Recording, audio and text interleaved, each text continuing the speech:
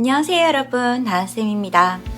저는 오늘 여러분들과 함께 큰 결심을 하고 한국 시장을 떠나서 또는 한국 시장과 함께 해외 시장에서 물건을 팔고자 하는 이야기를 전달해 드리려고 하는데요. 국내 쇼핑몰은 아시겠지만 과부하다 라고 이야기하지만 국내 쇼핑몰도 계속해서 성장하고 있기 때문에 국내 쇼핑몰도 사실은 놓을 펜은 사실 아니라고 생각을 합니다. 하지만 그에 발맞춰서 계속해서 트렌드를 여러분들이 쫓아가야 하고, 다른 나라와는 다르게 우리나라만 가지고 있는 특성 중에 가장 큰 특징은 어느 플랫폼 하나가 우위를 점유하지 않고 있다라는 건데요. 아무래도 네이버와 쿠팡 그리고 지마켓과 옥션이 지금 같은 회사가 되면서 ss닷컴이 같이 돼서 신세계가 나머지 시장을 가지고 있고, 그 다음에 11번가 이렇게 순서대로 점유율을 가지고 있습니다. 아무래도 여러분들께서 팔아야 되는 곳과 그리고 신경 써야 되는 마켓들이 아무래도 많아질 수밖에 없다라는 현실 속에서 국내 쇼핑몰을 하시는 판매자분들이 많이들 해외 쇼핑몰로도 눈을 돌리고 있는데요. 그 이유 중에 또 다른 이유 한 가지는 해외에 있는 판매자들이 국내에 계속해서 들어오고 있다는 점입니다.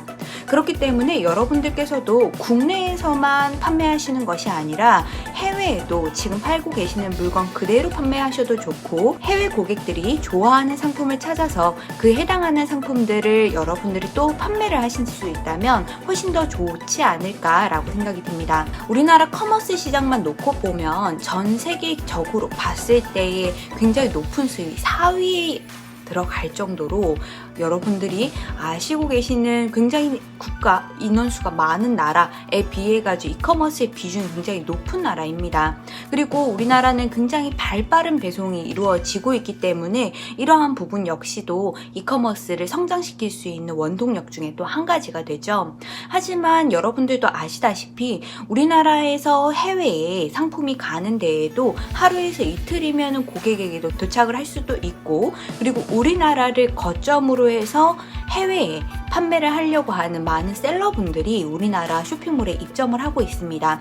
예를 들어서 중국의 물건을 팔고 싶은 미국의 셀러들은 어떻게든 물류를 이용을 하고 싶은데 미국에서 중국으로 상품을 바로 보내기는 사실 물류비가 좀 많이 듭니다. 그래서 상대적으로 중국으로 물류를 좀 보내기 쉬운 우리나라에 거점 창고를 두고 우리나라에서 중국으로 물건을 보내는, 수출을 하는 용도로 사용을 하기 위해서 어찌 보면은 우리 동아시아의 물류 허브는 우리나라가 되지 않을까라고 생각을 하면서 여러분들께서도 조금 더 이커머스 시장을 바라보는 시각을 조금 더 확대하셔야 된다고 저는 생각을 하는데요.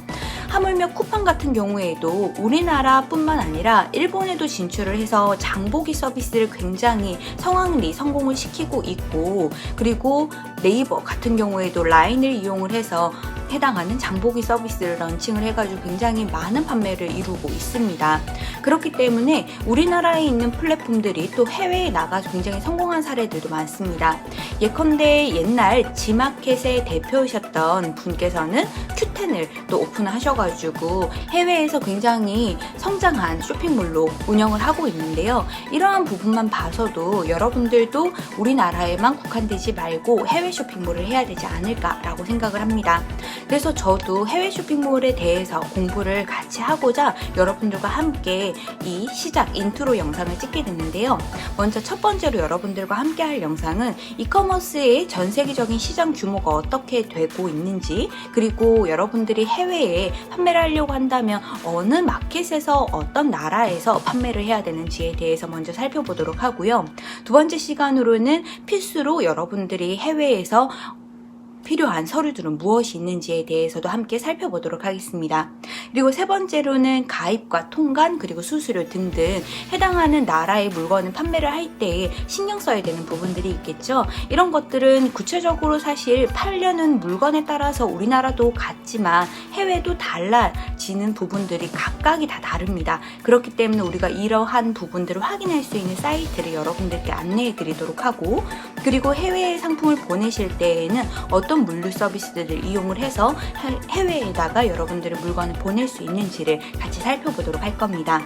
그리고 여러분들께서 만약에 물건을 판매를 해야 된다라고 한다면 무슨 물건을 팔아야 되지? 라는 생각부터 드실 거예요. 지금은 또 오징어 게임이라고 하는 우리나라 넷플릭스 드라마가 굉장히 성황리, 인기 있게 방영이 되고 있기 때문에 오징어 게임에 관련되어 있는 상품 판매하면 되겠다라고 단순하게 생각할 수 있겠지만, 사실 이러한 경우에도 오징어 게임의 유행이 식어들게 되면, 사그라들게 된다면 여러분들이 오징어 게임 외에 다른 상품을 또 찾으셔야 되잖아요.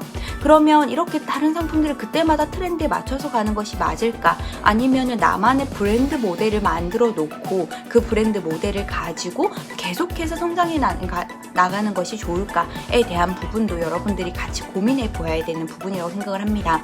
그래서 어떻게 물건을, 어떤 것을 판매를 할 건지에 대한 부분들을 간략하게 알아보도록 하고, 그리고 여러분들께서 상품은 어떻게 소싱을 해와야 되는지, 그리고 여러분들이 이제는 가장 중요한 실행을 하는 부분에서 각각의 해외 유명 사이트들에 가입하는 방법과 상품들을 등록하고 어떻게 잘 판매할 수 있는지에 대한 영상들을 꾸준하게 시리즈로 업로드를 하려고 합니다.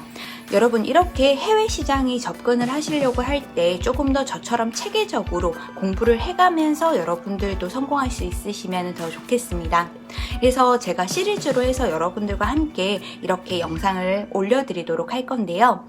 그러면 여러분들과 함께 해외 쇼핑몰 정말 잘 성공할 수 있지 않을까요? 그러면 다음 시간부터 여러분 같이 따라오기 위해서 구독과 좋아요, 알림 설정 꼭 해주시고요. 함께 해외 쇼핑몰 성공해 보도록 합시다. 화이팅!